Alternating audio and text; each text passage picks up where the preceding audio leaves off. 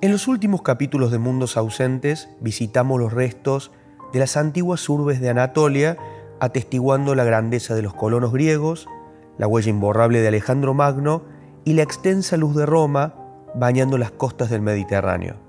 Pérgamo, Éfeso, Hierápolis, Sagalassos, Mira, Facélide y Perge son solo algunas de las ruinas que componen la profunda trama de la historia turca. Existe un elemento arquitectónico omnipresente en el espacio y en el tiempo clásico, y es el teatro.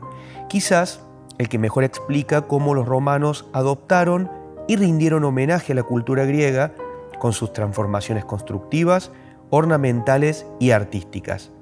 Vamos a hablar de 4 teatros en particular: el más empinado del mundo, el que posee su colección decorativa mejor preservada, el escenario de un célebre capítulo de la historia cristiana y, por último, el que gracias a su perfecto estado de conservación estructural permite hacer de su visita una experiencia sensitiva incomparable.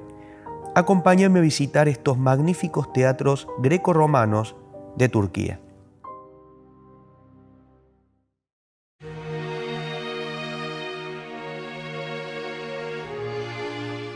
El Teatro de Pérgamo está ubicado en la ladera sur de la monumental Acrópolis, prácticamente como una extensión de su famosa biblioteca de pergaminos, como si ese gran tesoro de los reyes atálidas se derramara por el flanco de la montaña. Fue el teatro más empinado de la historia antigua, con una altura de 38 metros desde la cima hasta el escenario. Fue erigido en el siglo III a.C., como el más grande y ostentoso teatro del período helenístico, con una capacidad para 10.000 espectadores. La dinastía atálida soñó convertir a Pérgamo en la nueva Atenas de Pericles, y teniendo en cuenta que el político griego vislumbró en el teatro un vehículo inmejorable para instalar sus ideales, podemos considerar que los reyes de Pérgamo ejecutaron su plan con belleza y perfección.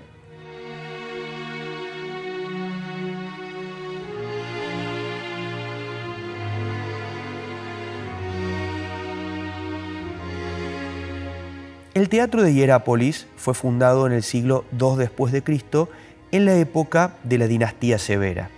Más allá del notable trabajo de restauración general que ha dejado prácticamente completa la cávea y la orquesta, la anastilosis que se ejecutó particularmente en el frente escénico permite atestiguar una de las colecciones de decoración teatral greco-romana más completa y mejor conservada del mundo.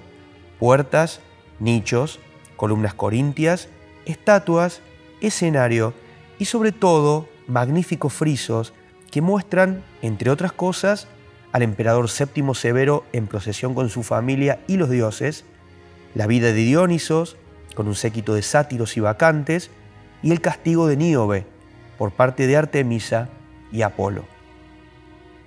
El frente escénico ha desaparecido como elemento constitutivo de los teatros modernos, con escenarios completamente despojados, como una hoja en blanco, solo disponible para el arte dramático y escenográfico.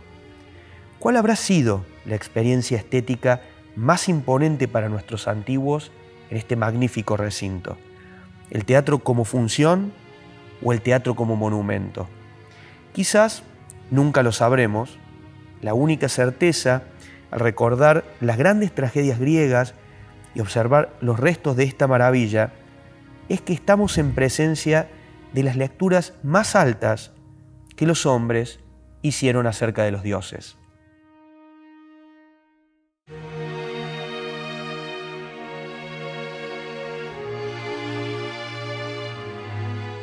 El Gran Teatro de Éfeso fue construido durante el período helenístico, cuando era utilizado estrictamente para obras y conciertos. Más tarde fue ampliado por los romanos, alcanzando un aforo de 25.000 espectadores para convertirse en el más grande de Antioquía. En la época del Imperio se extendió el uso del teatro para discusiones políticas, filosóficas y religiosas, como así también para dar lugar a célebres combates de gladiadores y animales.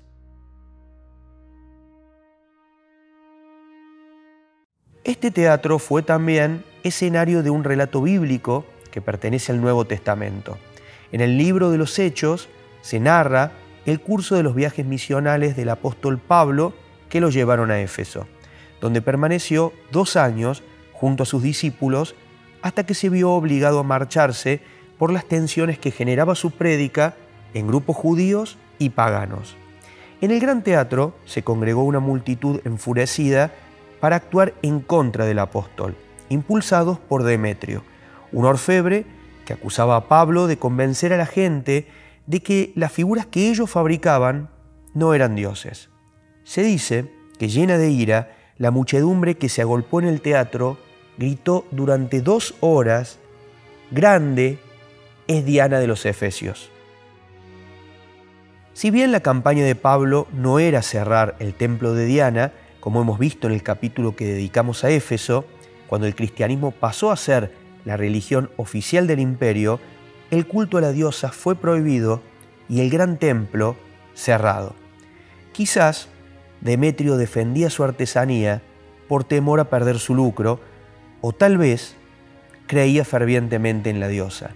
Seguramente fueron tiempos de temor y confusión, pero conscientemente o no, Demetrio sostenía en sus manos a la diosa madre, a Cibeles, a Artemisa y a Diana.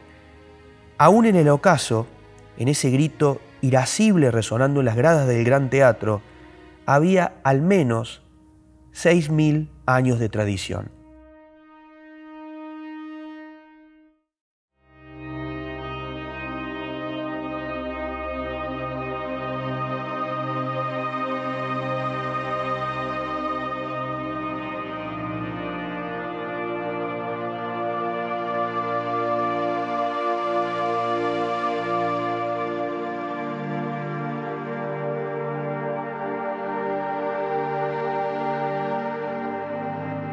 El Teatro de Aspendo se construyó por mandato del emperador Marco Aurelio entre el año 161 y el 180 después de Cristo, con una colosal estructura de 96 metros de diámetro y capacidad para unos 15.000 espectadores.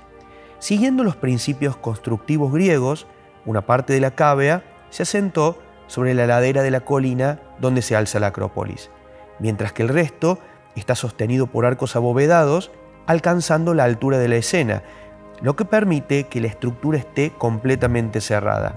Se dice incluso que el Teatro de Aspendo tiene aspecto de fortaleza. La ciudad de Aspendo decayó durante el período bizantino y se vio seriamente afectada por las invasiones árabes del siglo VII después de Cristo. No obstante, en el caso particular del teatro, los turcos selyúcidas lo mantuvieron en pie para utilizarlo como caravasar, un antiguo tipo de edificación diseñada para albergar y dar alimento a las caravanas de viajeros y a sus animales, una especie de motel de la antigüedad. También ayudó a su preservación que a partir del siglo XIII la escena fue utilizada como palacio. Este dato no es menor, ya que solo 11 teatros romanos en el mundo mantienen la escena con buen estado de preservación. Cuando uno se sienta en las gradas del Teatro de Aspendo, toca la piedra fría y alza la vista sobre los arcos que confluyen a la escena, ocurre algo difícil de explicar. Allí el monumento no demanda nuestra imaginación. No hay orquesta, no hay escena que completar. Allí uno escucha un silencio más profundo que otros silencios. Un silencio que trae pasos como ecos, que regresan de un pasado que no hemos habitado, pero que de algún modo sentimos que nos pertenece. El sol cae y el fuego ilumina en preciosas antorchas. Una multitud se acomoda en sus asientos y espera ansiosa que comience la función. Muchas cosas hay portentosas, pero ninguna tan portentosa como el hombre. Él, que ayudado por el mar tempestuoso llega hasta el otro extremo de la espumosa mar, atravesándola a pesar de las olas que rugen, descomunales, él que fatiga la sublimísima divina tierra, inconsumible, inagotable, con el ir y venir del arado, año tras año, recorriéndola con sus mulas. Con sus trampas captura a la tribu de los pájaros incapaces de pensar, y al pueblo de los animales salvajes y a los peces que viven en el mar, en las mallas de sus trenzadas redes, el ingenioso hombre que con su ingenio domina al salvaje animal muntaraz, capaz de uncir con un yugo que su cuello por ambos lados sujete al caballo de poblada crin y al toro también infatigable de la sierra, y la palabra, por sí mismo aprendido, y el pensamiento, rápido como el viento, y el carácter que regula la vida en sociedad, y a huir de la intemperie desapacible bajo los dardos de la nieve y de la lluvia. Tiene recursos para todo, y sin recursos en nada se aventura hacia el futuro. Solo la muerte no ha conseguido evitar, pero sí se ha agenciado formas de eludir las enfermedades inevitables. Referente a la sabia inventiva, ha logrado conocimientos técnicos más allá de lo esperable y a veces los encamina hacia el mal, otras veces hacia el bien.